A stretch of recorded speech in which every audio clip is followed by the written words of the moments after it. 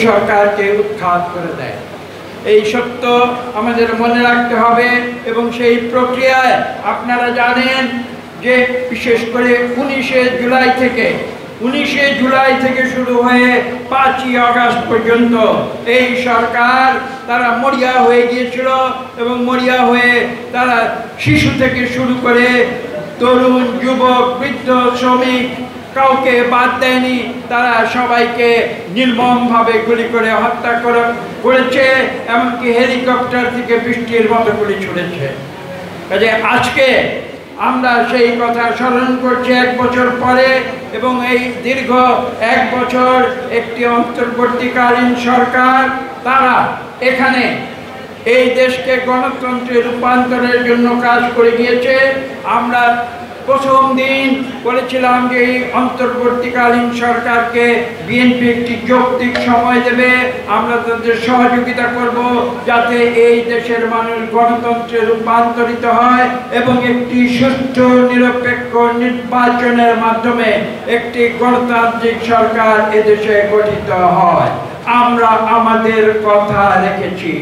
এই অন্তর্বর্তীকালীন সরকার একটি ধাপে ধাপে বিভিন্ন অবস্থার ভিতর দিয়ে গিয়েছে, সেটা আমরা দেখেছি, লক্ষ্য করেছি, এবং সর্বশেষ পর্যায়ে আপনারা দেখেছেন আগামী ফেব্রুয়ারিতে ইনশাআল্লাহ রমজানের আগে তারা নির্বাচনের দিনক্ষণ তারা উল্লেখ করেছে, যেটা পরবর্তীতে আমরা আশা করছি নির্বাচন কমিশন নির্বাচন শিডিউলের মাধ্যমে নির্দিষ্ট করে দেবে। এবং আমরা বিশ্বাস করি বাংলাদেশের মানুষ এখানে ইতিহাস আমি ঢাকা কলেজের বলেছি, তার সঙ্গে আরেকটি ইতিহাস আমি যোগ করব, সেটা হচ্ছে যে এই বাংলাদেশের মানুষ কোনোদিন কারো আধিপত্য অন্যায় স্বীকার করে নাই। পরম শক্তিশালী মুঘল সম্রাটরা বাংলাদেশকে অধীনস্থ করতে পারে নাই, এবং বারবার এবং পাকিস্তানি স্বৈরাচারী সরকারও কিন্তু বাংলাদেশকে অধীনস্থ করতে পারে নাই। কাজেই বারবার আমরা স্বাধীনতা চেয়েছি এবং স্পষ্ট ভাষায় বলে দিতে চাই যে আমরা পাকিস্তান থেকে স্বাধীন হয়েছিলাম অন্য কারো অধীনতা স্বীকার করার জন্য নয়। এই সত্যকে অবলম্বন করে বাংলাদেশের মানুষ গণতন্ত্রের জন্য যুদ্ধ করেছে, জীবন দিয়েছে, রক্ত দিয়েছে।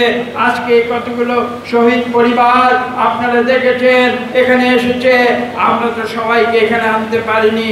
বাংলাদেশে প্রায় 1,500 শিশু থেকে শুরু করে ছাত্র জনতা, শ্রমিক নিহত হয়েছে, রিক্সা চালক নিহত হয়েছে 2024-এ।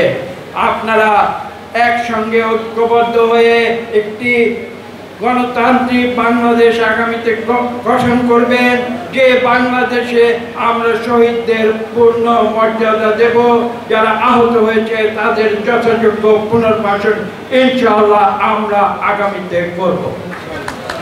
আমরা বক্তব্য এখানে দীর্ঘ করতে চাই না। একটি কথা আমি বলবো, যে কথাটি না বললেই নয়, সেই কথাটির নাম হচ্ছে শিক্ষা। দেখুন, ইংরেজেরা ঔপনিবেশিক শাসক ছিলেন, কিন্তু আমি ঢাকা কলেজে যে ইতিহাস বর্ণনা করেছি, এই দেশে আধুনিক শিক্ষার প্রবর্তন কিন্তু ইংরেজরাই করে গিয়েছিল। দুঃখের সঙ্গে বলতে হয়, বিগত 15 বছরে স্বৈর শাসনের সময় আওয়ামী লীগ সরকার পরিকল্পিতভাবে এদেশের শিক্ষা ব্যবস্থাকে ধ্বংস করে দিয়েছিল। তারা ধ্বংস করেছিল এই কারণে যে তারা জানে যে একটি জাতিকে যদি প্রধানত করতে হয় তাহলে তার শিক্ষার মেরুদণ্ড ভেঙে দিতে হবে। কাজেই সেইভাবে আজকে বাংলাদেশের শিক্ষা ব্যবস্থা যেভাবে ধ্বংস হয়েছে, সেখান থেকে আমাদের এই শিক্ষা ব্যবস্থাকে নতুনভাবে গড়ে তুলতে হবে। আমি ছাত্রদের প্রতি একটি কথা বলবো, কথাটি যদিও কঠিন শোনায়, ছাত্রদের কিন্তু লেখাপড়া করতে হবে, কেননা ছাত্রদের উপরে গুরু দায়িত্ব রয়েছে। সেই গুরু দায়িত্বটি কি? তারাই আজকের যারা ছাত্র, আজ তারাই কিন্তু ভবিষ্যতের বাংলাদেশের নাগরিক শুধু নয়, তারা ভবিষ্যৎ বাংলাদেশের পরিচালক।